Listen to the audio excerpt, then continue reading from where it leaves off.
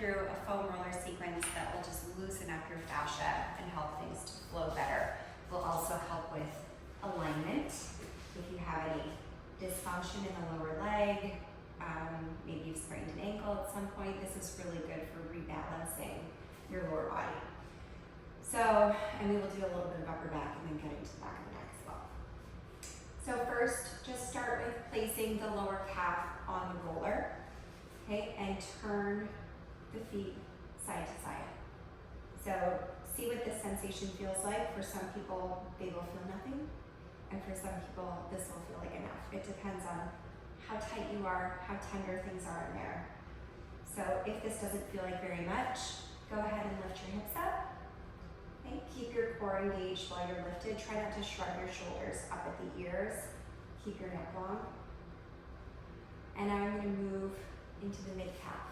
So just rolling up and keep going side to side. So this gets a little bit meatier. If you felt the first one, you'll probably feel this one a lot. And just keep turning side to side. So we're allowing some of the muscles that never really get released to get released. I'm going to move forward a little bit more. So now we're into the gastrocnemius muscle. That's that big belly of the calf. Using a little bit of upper body strength here and core strength. And then move up one more time. I'm not going to go right to the back of the knees. There's a big nerve bundle in there. We're just going to stay on the bellies of the muscles. Side to side. Okay, before we move up into hamstrings, I'm going to get the other side. We're going to go into the anterior tibialis muscle, which also tends to be very tight. So hands on the ground for this one. If this one feels too tender at first, maybe just rest your knees down and just apply a little bit of pressure. Okay, you'll need to obviously move positions a bit, but if you can, then you can start rolling. And then, if not too tender, you can even come up into a quadruped position, use your core, and roll the full length from here. The first couple of times I did this, I was very surprised at how tight it was in there.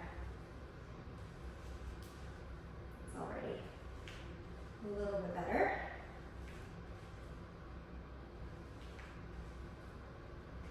Okay, so let's flip over. Continuing to change directions here. We're going to place the roller under the bottom of the hamstring and lift back up. And now just rolling forward and backwards. So using core, again, a little bit of core strength to pull your pelvis back. You don't need to be super picky about whether this is 1/3 of your hamstring or 1/4. So just do a portion of the lower hamstring, and then when it feels right, move up a little bit higher.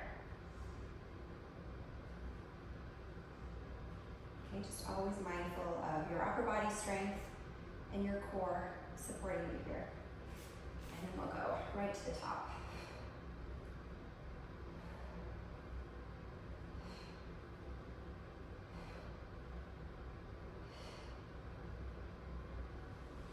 Okay, I'm going to work into the glute a little bit. So we're going to sit on the roller, cross one ankle over the knee, and then you're going to turn your legs in the direction of that crossed leg.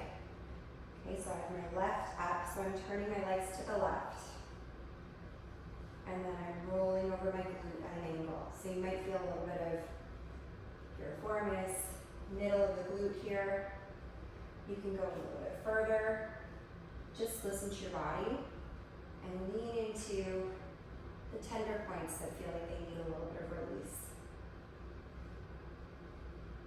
It's also pretty nervy in the middle of the glute.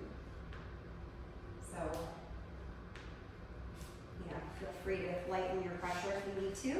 So we're going to cross, turn at an angle, and just roll over that glute.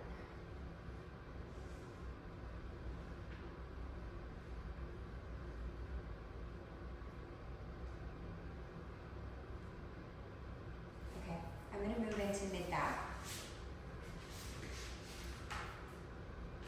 So we're gonna want hands behind the head for this one. You're gonna do a little bit of a curl and lift the hips up, and then rolling forward and backward. Doing the lower back requires a little more abdominal work. It's actually not my favorite angle. So I usually start at the upper lower back, if that makes sense, or closer to the mid back. Okay, and then move up. This one, as soon as it's back behind the shoulder blades, I always like to open and just let your head drape back, because this diaphragm gets a really nice stretch here. Okay, so I give that a little stretch first, and then bridge up, and then rolling over the shoulder blade. Lower trap, rhomboid area. So here we're using some hamstring and some glute to support us. Okay, and then we go a little higher into the upper traps. Still supporting that head.